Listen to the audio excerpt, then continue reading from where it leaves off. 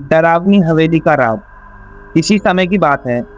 एक छोटे से गांव में एक पुरानी हवेली खड़ी थी। यह हवेली इतनी भव्य थी कि एक समय में यहाँ रौनक थी, लेकिन अब यह पूरी तरह से वीरान और खंडहर हो चुकी थी। गांव वाले इसे भूतिया हवेली कहते थे और कहते थे कि रात के समय यहाँ अजीब अजीब आवाजें आती हैं। हवेली का निर्माण अंग्रेजी दौर के दौरान हुआ था और यह प्रसिद्ध व्यापारी रघुनाथ सिंह के द्वारा बनाई गई थी।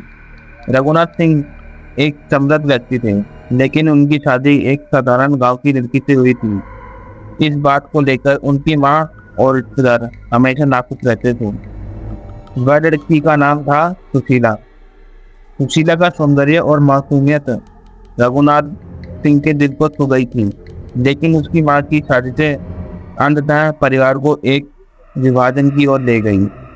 कुछ ही वर्षों में हवेली के चारों ओर अजीब घटनाएं घटने लगी। रघुनाथ सिंह की अचानक मृत्यु हो गई और हवेली को छोड़कर सभी परिवार वाले कहीं और चले गए।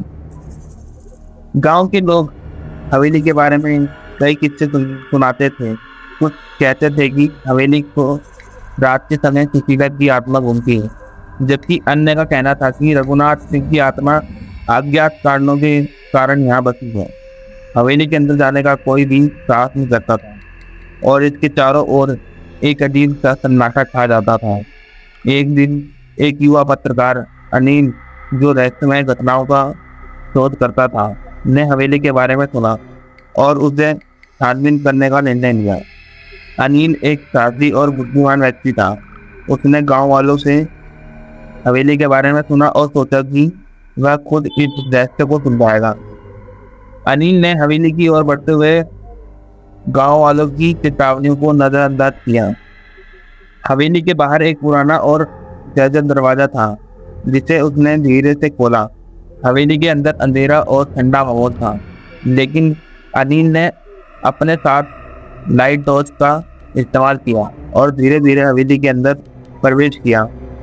हवेली के अंदर का दृश्य भयानक था। गद्देदार फर्नीचर पर धूल जमी हुई थी और दीवारों पर चूने का रंग उखड़ा हुआ था। अनिल ने एक एक करके कमरे की खोज शुरू की। हवेली में कई कमरे थे, लेकिन एक कमरे की स्थिति बाकी कमरों से भिन्न थी।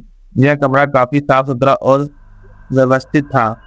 अनिल ने देखा कि कमरे के एक कोने में एक पुराना अलमारी रखी हुई थी।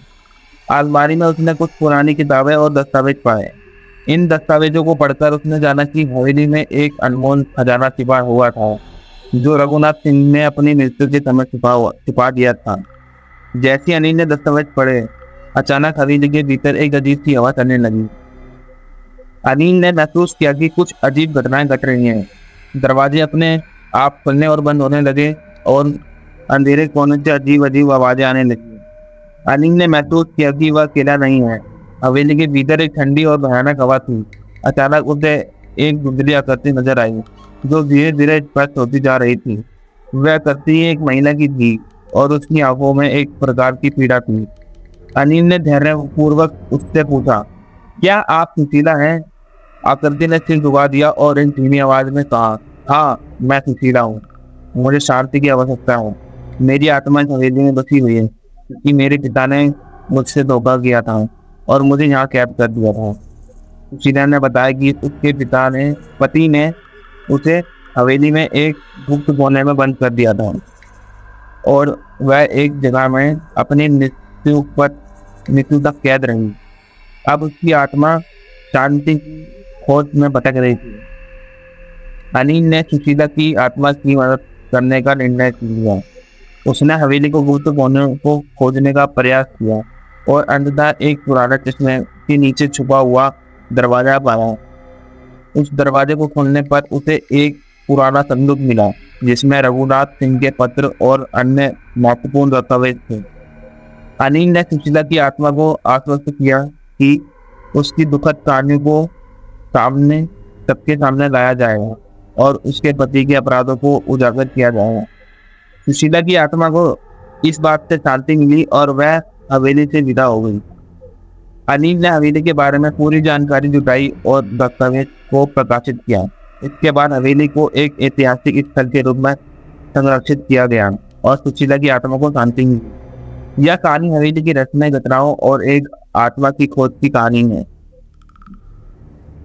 जिसने अंततः शांति पाई। अनीस की बहादुरी और सत्य की खोज ने एक पुरानी कहानी को उजागर किया, जिससे न केवल एक आत्मा को शांति मिली, बल्कि गांव वालों को भी एक नई सच्चाई का पता चला।